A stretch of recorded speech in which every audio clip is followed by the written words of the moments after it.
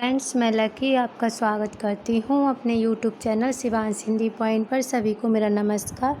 I hope आप सभी बहुत अच्छे होंगे और अपने एग्ज़ाम की तैयारी बहुत ही अच्छे ढंग से कर रहे होंगे।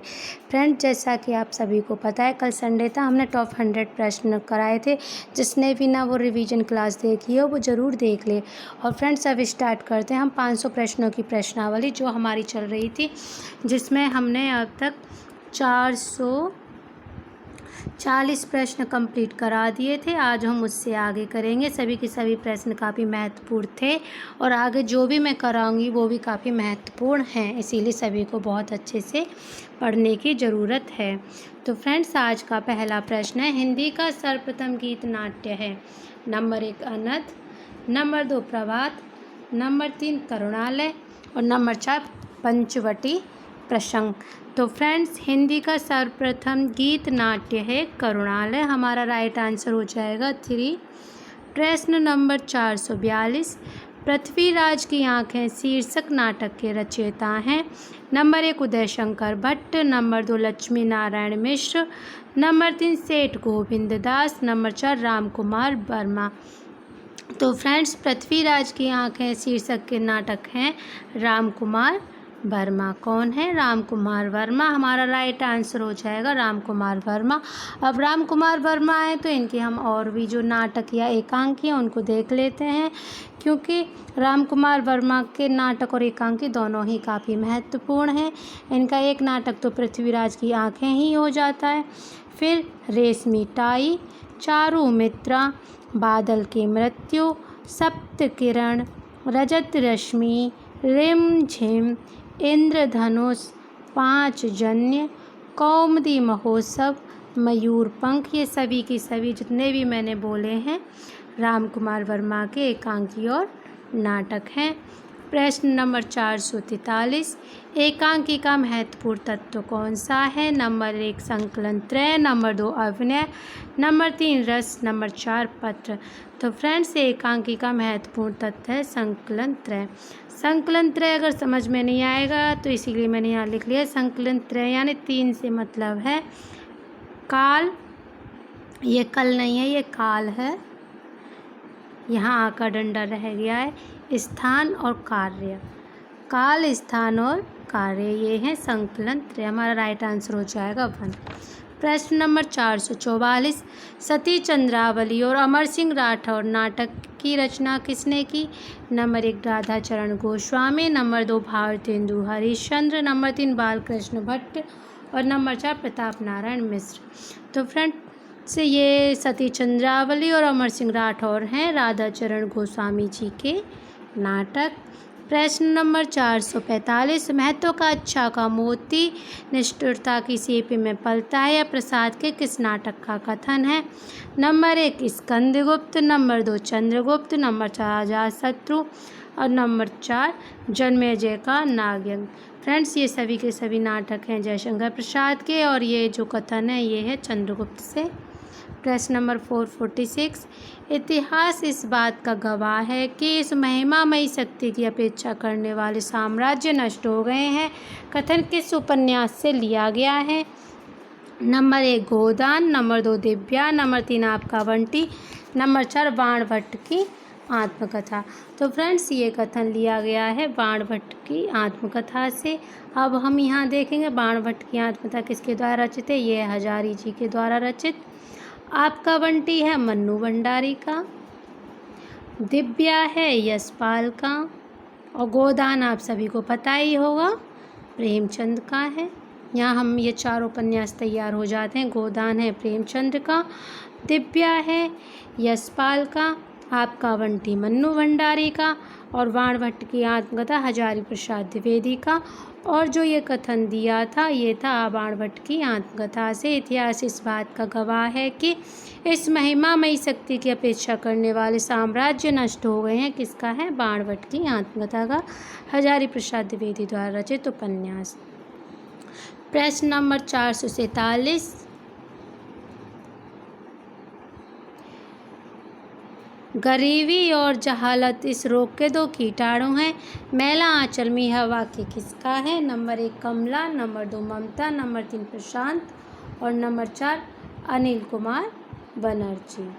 तो फ्रेंड्स ये कथन है प्रशांत का, किसका है? प्रशांत का। मैला आंचल किसकी कृति है?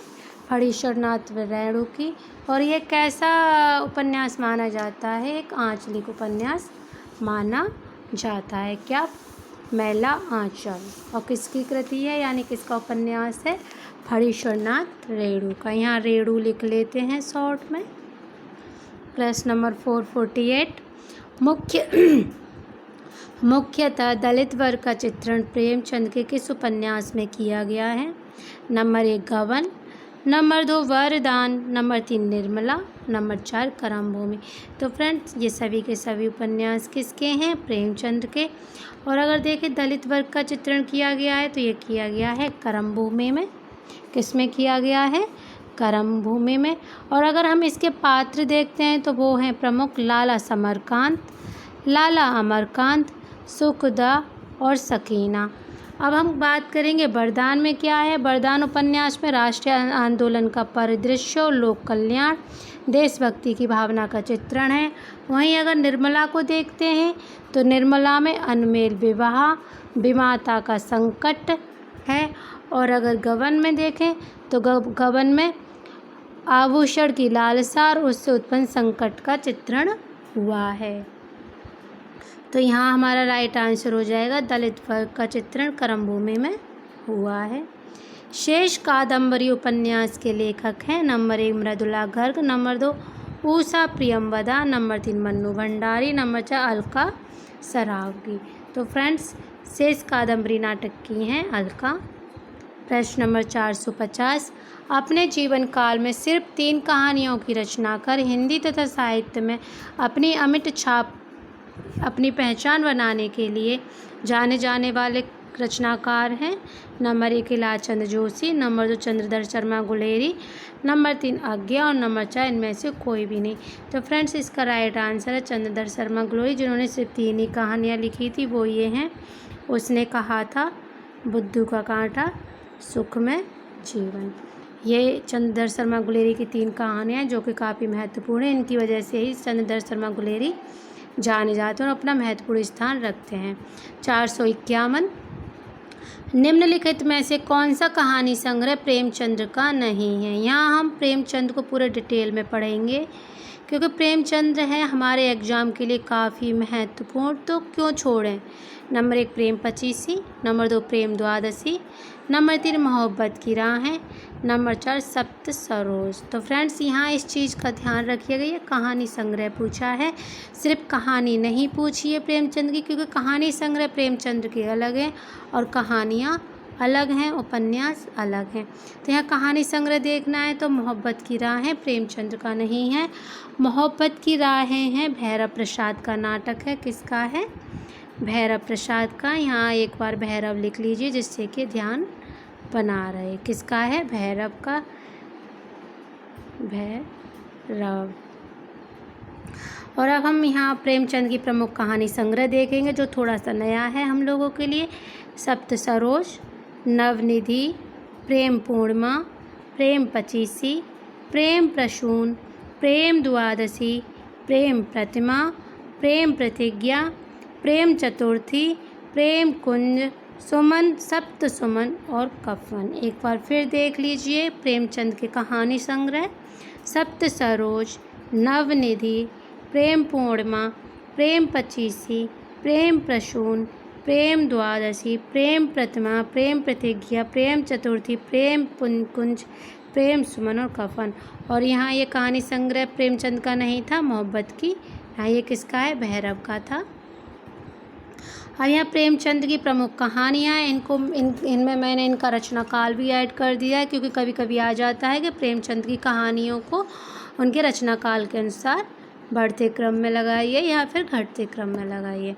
नमक का दरोगा 1913, बूढ़ी काकी 1920, सवा सिर गेहूँ 1924, शतरंज के खिलाड़ी 1924, अलगोजा 1929, पूछ की रास 1930, सदगति 1930, दो बैलों की कथा 1931, ठाकुर का कुआं 1932, ईदगाह 1933, कफन 1936। प्रश्न नंबर 452, अशोक के फूल में मनुष्य की इच्छा से निरपेक्ष परिवर्तनकारी शक्ति को क्या नाम दिया गया है? Number 1 Mahakal, number 2 Yamraj, number 3 Dharmraj और नंबर 4 धर्माचार्य। तो फ्रेंड्स ये दिया गया है महाकाल नाम।